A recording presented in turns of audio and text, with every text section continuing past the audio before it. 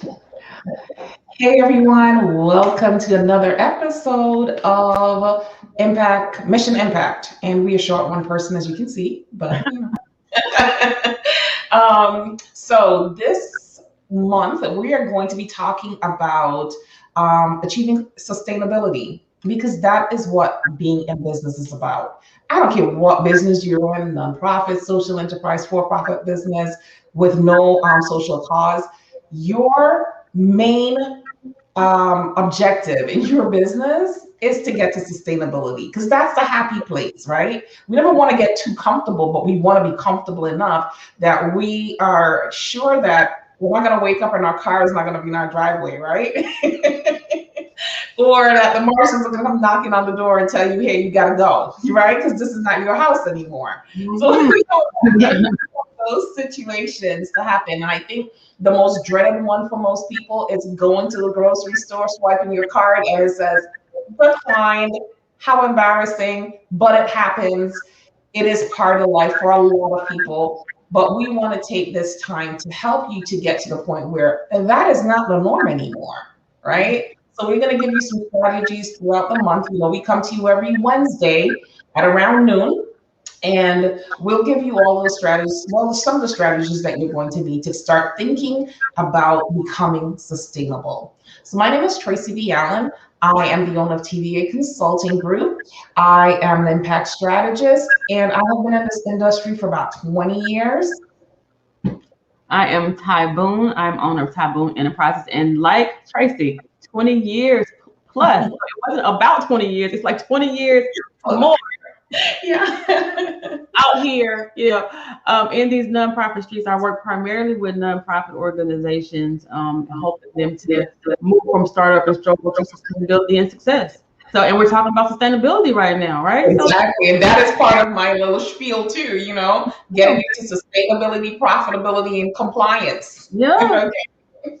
So yeah. So we're all about sustainability and building profit, building wealth, because that's what you go into business for. So we're talking about the old SWOT analysis. That's like the one thing in business that goes absolutely nowhere. And I don't think as a business person, whether you have just started or you've been in it forever, who has not heard about the SWOT analysis, right? So, So we had this the other day, and I was like, SWOT, we put that on everything, like hot sauce. Like we put SWOT goes on everything. yeah.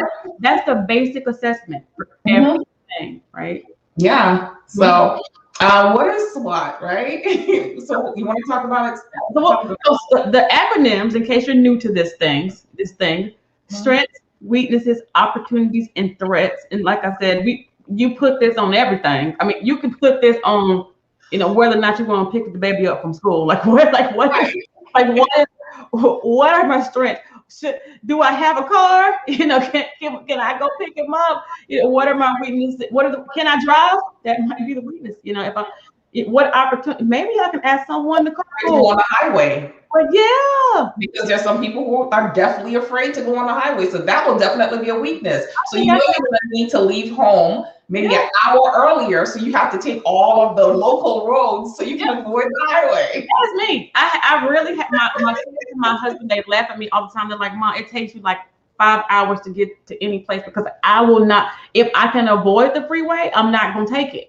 Really? I will not. I'm like, I have another friend like that too. And she was so embarrassed, but she had to tell me that she could not get to me without taking the local road. She was like, I don't drive on the highway. I was like, what?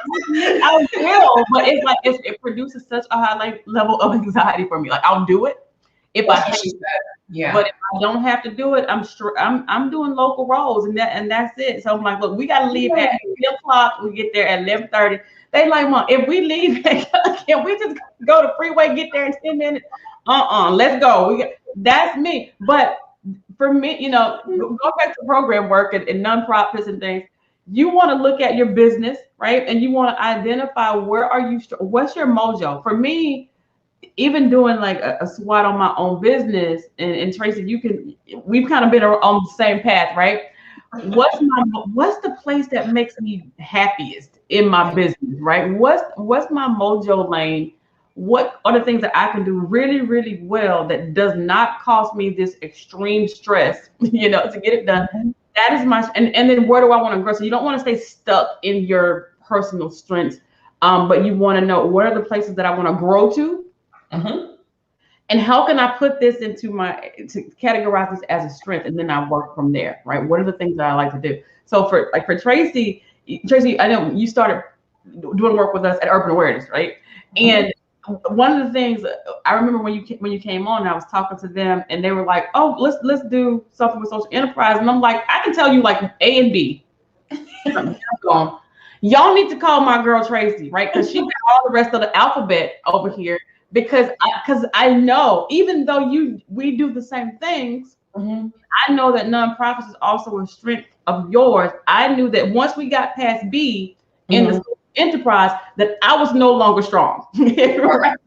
Having to identify where, so I need to take that over here to her and let her. So for me, it was not a weakness, which is the next level in the alphabet. It wasn't a weakness that I could only get to B. It was an opportunity to call Tracy. Exactly. It's an opportunity for collaboration, right? Yeah. And you got to look at your business like that for real. Like when you look at your weakness, sometimes your weakness, people don't want to admit that they have weaknesses, but we all do.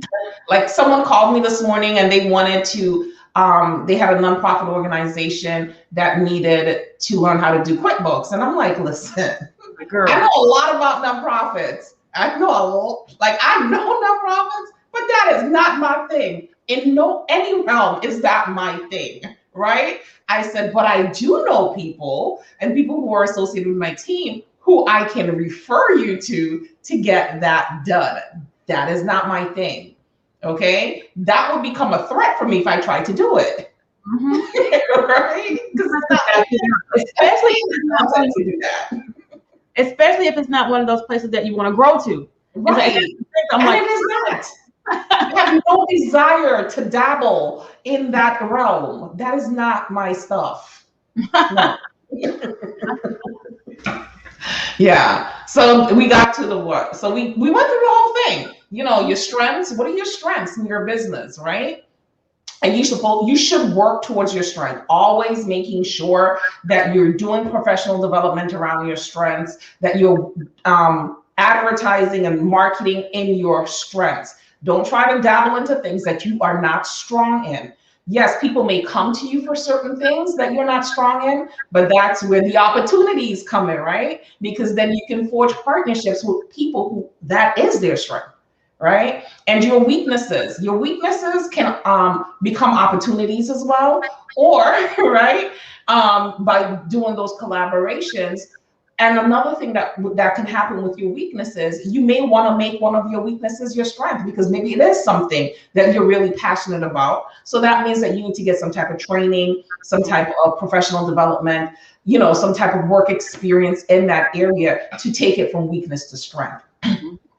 Another thing that the SWOT analysis is very, very good at, we talked about collaboration. It also helps you to figure out who you need to get on your team to get to capacity. We always talk about everything comes back to this capacity, right? So who do you need to get on your team to get to capacity? Do you need, are you tired of answering emails? Like, I hate answering emails.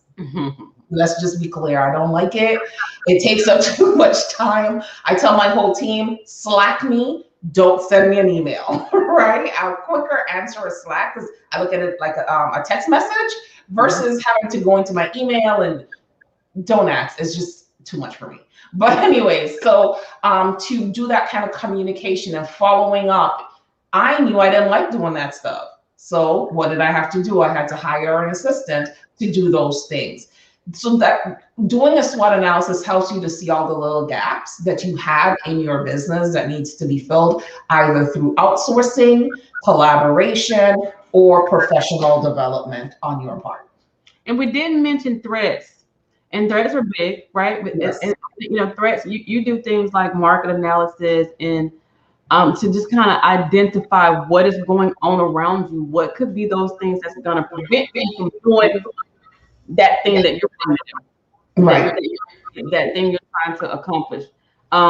We sometimes forget about those, and then we'll get so far off in our business and so far off in our work, and we're planning this event. We didn't look at the news, and it was going to rain today, because we didn't realize that was going to come up. And you want to do that background research to identify what those threats are, so that you can turn them around. Yes. Them around, and you can make opportunities out of those threats. So if you're okay, well, if it's going to rain, this is going to be your opportunity to bring the event inside.